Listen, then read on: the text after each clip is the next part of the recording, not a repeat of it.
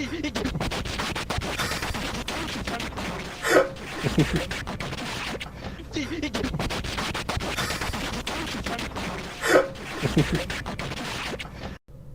everybody, Black Ninja 797 here, and welcome back to another video. And today's video, I want to talk about why that next gen, in this case being the PS5 and the Xbox Series X, need to have modding capability. So I was recently playing Left 4 Dead 2 on PC with mods recently, as you guys know based off one of my most recent videos. And I realized that how many games just like have so much more fun and variety when they have mods. And when I think of a game that's good with mods, one of them is Left 4 Dead 2. Left 4 Dead 2 had so much good modding potential. You could change the skins, you could change the guns, you could change even weird miscellaneous things like the throwables, sounds in the game, visuals, whole entire custom maps like that what could be DLC. Like, there was a whole bunch of great stuff about Left 4 Dead, and there's also other games you can mod, like World at War, Black Ops 3, Portal 1, Portal 2, Minecraft. You can mod so many games on PC, but it's unfortunate because you cannot mod them on console. And I know that console doesn't necessarily have the best hardware in comparison to PC. I don't know if we'll ever quote-unquote get there, but for how much they're promoting the next-gen consoles to be so revolutionary and quote-unquote next-gen, I think something that would be truly next-gen is being able to get mods. So I want to talk about that here for today's video. But before we do begin, if you do end up enjoying any points, before you take off, please consider dropping a like and maybe even subscribing. I would tremendously appreciate it, and that will make it so that way you guys can tell me if you want to see more videos like this in the future. But yeah, so let's talk about this. And when it comes to mods and just games in general, like I said, there's so many different types of mods, and it also depends on what game you're playing. But you can have any game have it where you can have custom skins for guns or people. You can have custom sound effects. You can have whole-on custom maps.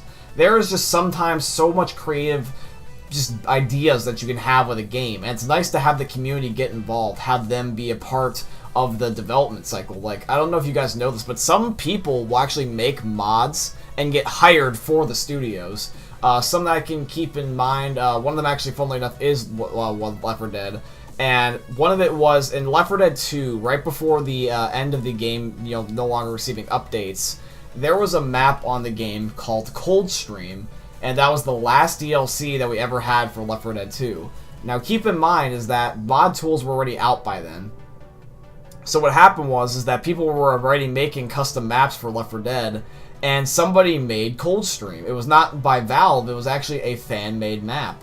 And Valve liked it so much, they made it a actual default map in the game that you could just purchase, even on Xbox.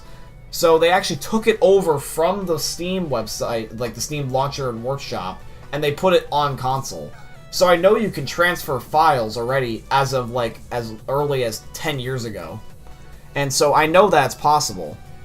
Secondly, as well, is that, like I said, with the consoles being quote-unquote next-gen, if we're having like all these graphical like differences and functions, and now you're starting to be able to update the game on the fly like Fortnite quality, I really genuinely believe, even if it's basic mod tools, you should be able to end up making the game customizable.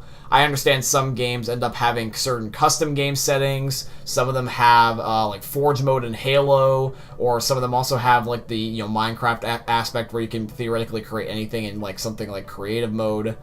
But I think that having a full-fledged map or a full-fledged whole entire game mode would be a wonderful idea and bring longevity to the game, so that way it's also not as much pressure on the development team to make content. If the community can make their content, the developers could take their time and make good content and not rush it. You see where I'm getting at here? If, like, let's say that your game is, quote-unquote boring at the moment and there's no content in it, just make your own content. You can make your own stuff and then you can keep your stuff by, and it's something that you will like. And then also as well, if you get lucky enough, you might be able to end up joining the team. People might end up recommending you to the development studio, and you might get a job if you want, or you just might just get upvotes. But that's really, really cool. It's nothing but a positive cycle. Now, sure, there is one little catch, and that's people could theoretically make really horrible things, and if you limit those horrible things, or you're just flat out cool with them, it depends on the developer, I guess, you can end up having a fun time. Obviously, we can't have naked people, or we can't have, like, slanderous stuff. But it depends on the developer, like I said. I mean, like, let's say like GTA 6, when it finally comes out, that you can end up making a game mode even more detailed than you could with GTA, or you can make, hell, whole-on brand new locations even more detailed than you could in GTA 5. Can you imagine GTA 6, and you can make, like, full-on campaign missions? Can you imagine how nuts that would be? Now, obviously, you would have to be limited on, like, what you could do, but you're not able to necessarily worry when you have so much content all the time being just offered to you. Like, if you weren't the creative type, you could have the community just do it for you. You could be that guy that never makes the map on the creativity side. You can just download other people's maps. And that's fun to me. That really, really is fun to me. And with crossplay as well, that means you could also play with your friends and have even more content with your friends. It's just a positive rinsing and repeating cycle. And I also don't see an excuse on why they couldn't do it if you could, even as early as 10 years ago, drag it from Steam and make the map over and put it on Xbox. They put the map from Valve, like Valve put the map from the Steam Workshop onto the Xbox 360's hardware. That's there's no excuse. And I understand that not every developer is going to do it. I understand that this might take away from things like DLC sales, for example, or genuinely the Xbox and the PlayStations may not be able to handle it. But if you could have, like, because gaming's improved so much, if you could have games with better graphics and better sound, you could play cross-play, play your old games remastered, because a lot of games are carrying over, like how GTA's been on, like, 3 generations of consoles with GTA 5.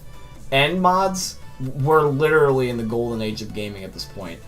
Like, there's no doubt in my mind that gaming in the next 10 years is going to be tenfold what it is as right now. Like, we just finished the decade of gaming, and I feel like at the end of this decade, we're going to have even more nuts mods and more nuts content for gaming as a whole. So it was just a thought. It's just, food for thought. I thought I would mention this just because it's on my mind. I know a lot of people are talking about it. It's just crazy to see how far we've come with just the next gen technology, and hopefully this will just be the case for the future games and everything to come. So in the comment section down below, guys, let me know what companies you would like to end up seeing, or just games rather, that you would like to see get mod capability, and why. Why would you want to see get mod capability? Is there anything in particular that you were thinking in that dirty mind of yours?